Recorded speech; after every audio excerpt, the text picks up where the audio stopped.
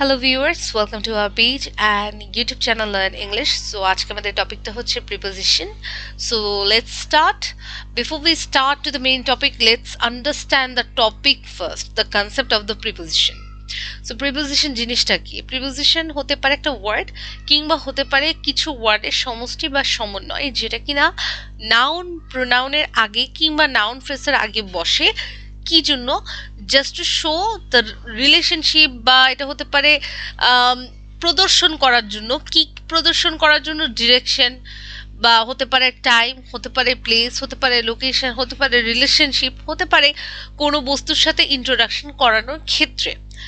ওকে, so প্রিপোজিশনের অনেক রকমের ক্লাসিফিকেশনে হয়, যেমন এখানে আপনারা দেখতে পাচ্ছেন কিছু প্রিপোজিশন ব্যবহার করা হয় প্লেসকে বোঝানোর জন্য, কিছু প্রিপোজিশন ব্যবহার করা হয়ে থাকে টাইমকে বোঝানোর জন্য, কিছু প্রিপোজিশন ব্যবহার করা হয়ে থাকে ডিরেকশন বোঝানোর জন্য। সো আমরা কি করবো, আমরা ক্লাসিফিকেশন দিয়ে বুঝবো না, আমরা আমাদের লেকচারটা এমনভাবে বানিয়েছি বা বানাচ্ছি যেখানে আমরা শুধু প্রিপোজিশনগুলার ডিফারেন্সিয়েশনগুলো বুঝবো। ফর এক্সাম্পল, আজকে আমাদের প্রিপোজিশনের ডিসকাশন হবে হচ্ছে অ্যাট, অন আর ইন নিয়ে, এবং এই অ্যাট, অন, ইন টাইমের ক্ষেত্রে আপনারা কিভাবে ব্যবহার করবেন এবং প্লেসের ক্ষেত্রে কিভাবে ব্যবহার করবেন সেটাই আমি আপনাদেরকে ডিফারেন্সিয়েশনটা দেখাবো, যাতে আপনারা বুঝতে পারেন আপনারা কখন সেটা কোথায় ব্যবহার করবেন। So let's start.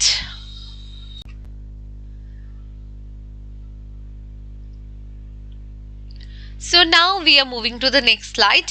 আজকে আমাদের এই লেকচারে আমরা শুধু ইন, অন এবং অ্যাট এই তিনটা প্রিপোজিশন নিয়ে ডিসকাস করব এবং এই তিনটা প্রিপোজিশনের টাইমের ক্ষেত্রে এবং লোকেশনের ক্ষেত্রে কিভাবে ব্যবহার করা হয় এবং কোন টাইম কিংবা কোন লোকেশনের ক্ষেত্রে ইন, অন, অ্যাট ব্যবহার করা হয় সেটাই আমি আপনাদেরকে আজকে দেখাবো। সো শুরু করি। ইনটা নর্মালি ব্যবহার করা হয় হচ্ছে একটু বড় টাইম কিংবা একটু বড় লোকেশনকে বোঝাতে এই প্রিপোজিশনটা ব্যবহার করা হয়।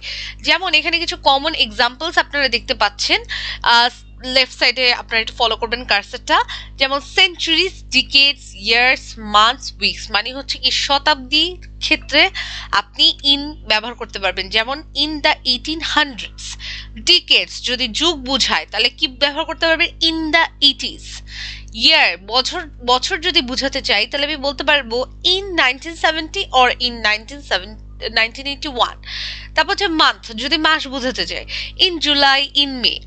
উইকস সপ্তাহের ক্ষেত্রে যদি আমি বোঝাতে চাই তাহলে আমি বলতে পারবো কি in 2 weeks, in a week, in 3 weeks. Okay, so এটা হয়ে গেল ইন এর টাইমের ক্ষেত্রে ইউজটা। এবার আসি লোকেশনের ক্ষেত্রে। দেখেন কান্ট্রি, সিটি, নেইবারহুড এটা হচ্ছে তিনটা কমন এক্সাম্পল যেটার কোনো চেঞ্জেস হবে না। যেমন কান্ট্রিটা কি বড়, লোকেশনটা একটা বড় বোঝাচ্ছে, বড় একটা লোকেশনকে বোঝাচ্ছে। সিটি একটা বড় লোকেশনকে বোঝাচ্ছে।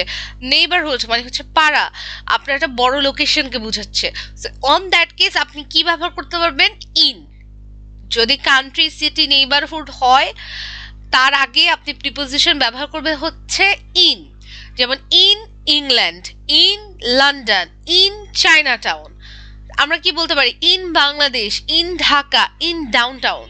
ওকে, তারপর হচ্ছে অনের ক্ষেত্রে আমি এখন বলবো অনটা হচ্ছে যখন আমি আরেকটু নির্দিষ্ট করে বোঝাতে চাবো বা একটু স্পেসিফিক বোঝাতে চাবো কিংবা আরেকটু স্বল্প সময় কিংবা ছোট লোকেশনের ক্ষেত্রে আমি এই অনটা ব্যবহার করতে পারবো।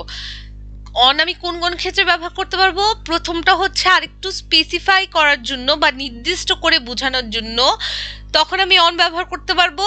এবং আরেকটা জিনিস হচ্ছে যখন আমি কি মানে তুলনামূলক একটু কম সময় এবং কম লোকেশন বা ছোট সময় বা ছোট লোকেশনকে বোঝাতে চাবো তখন আমি অনটা ব্যবহার করতে পারবো।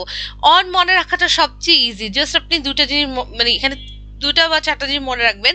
সেটা কি, ফার্স্ট হচ্ছে এখানে দেখেন লেফট সাইড যদি টাইমের ক্ষেত্রে হয়, টাইমের ক্ষেত্রে বলছি ডেজ, যে ওয়ার্ডের সাথে লাস্ট ডে থাকবে। For example on my birthday, on Sunday, on Monday, on Tuesday, on Wednesday, on Thursday, এগুলোর ক্ষেত্রে আপনি অন ব্যবহার করতে পারবেন। ডে আছে যুক্ত, ওয়ার্ডের সাথে ডে যুক্ত আছে, আপনি ইউজ করতে পারবেন কি অন, তার আগে আপনি অনটা ব্যবহার করতে পারবেন।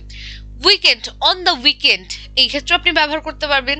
তারপর আরেকটা একটু ব্যতিক্রমী এক্সাম্পল, বাট এটা একটু মনে রাখবেন, এটি ভেরি ইম্পর্টেন্ট, সেটা হচ্ছে আপনারা এখানে দেখেন কার্সরটা ফলো করেন, মে 7th 1964। দেখেন আমরা যখন ইয়ার বলছিলাম তখন আমরা ব্যবহার করতে পারবো হচ্ছে ইন, মানে সময়কালটা কি একটু বড়, বছর মানে কি একটু বড় সময়কালকে বোঝায়।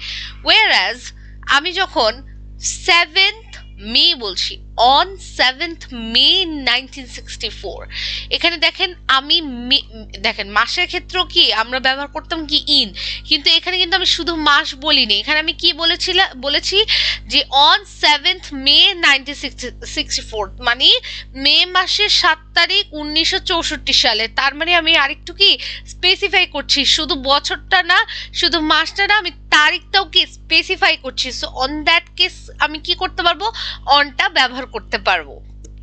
কেমন? ওকে, নেক্সট হচ্ছে লোকেশনের ক্ষেত্রে, এটা হতে পারে স্ট্রিট মানে কি রাস্তা, হতে পারে কোনো এভিনিউ, যেমন on Oxford street, on the corner. Okay, next হচ্ছে অ্যাটটা কখন ব্যবহার করা হয়? অ্যাটটা হচ্ছে আরো বেশি স্পেসিফিক, মানে অনেক বেশি স্পেসিফিক এবং অনেক বেশি নির্দিষ্ট করে বোঝানোর জন্য অ্যাটটা ব্যবহার করা হয়ে থাকে।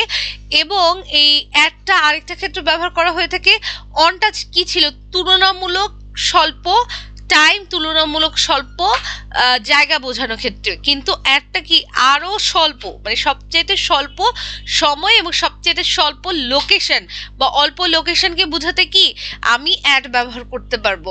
এখানে দেখেন আওয়ার্সটি কি খুবই স্পেসিফিক, খুবই নির্দিষ্ট, খুবই লিমিটেড, খুবই ছোট একটা সময়কাল। সো আমি কি বলতে পারবো, at 7 AM, at 12 o'clock, at 5 PM। ওকে, তারপর অ্যাড্রেসের ক্ষেত্রে দেখেন আরো বেশি স্পেসিফাই করা হয়েছে। আমরা কি বলেছি, অ্যাডটা আমরা কখন ব্যবহার করব, যখন আমরা আরো স্পেসিফাই করতে চাবো। তার মানে কি এখানে যখন আমি অক্সফোর্ড স্ট্রিট বলেছিলাম তখন আমি শুধু বলেছিলাম কি অন অক্সফোর্ড স্ট্রিট, কিন্তু যখন আমি এই যে ধরেন অক্সফোর্ড স্ট্রিটের কত নাম্বার বাড়ি বললাম যে 734 নাম্বার বাড়ি, তার মানে কি আমি অ্যাট 734 অন অক্সফোর্ড স্ট্রিট এভাবে তো বলতেছি, right? So on that case আপনি কি করতে পারবেন, অ্যাট ব্যবহার করতে পারবেন। ঠিক আছে, যখন আপনি অ্যাড্রেসটাকে স্পেসিফাই করবেন, আরো লোকেশনটাকে স্পেসিফাই করবেন, তখন আপনি কি করবেন, তখন আপনি অ্যাট ব্যবহার করতে পারবেন। সো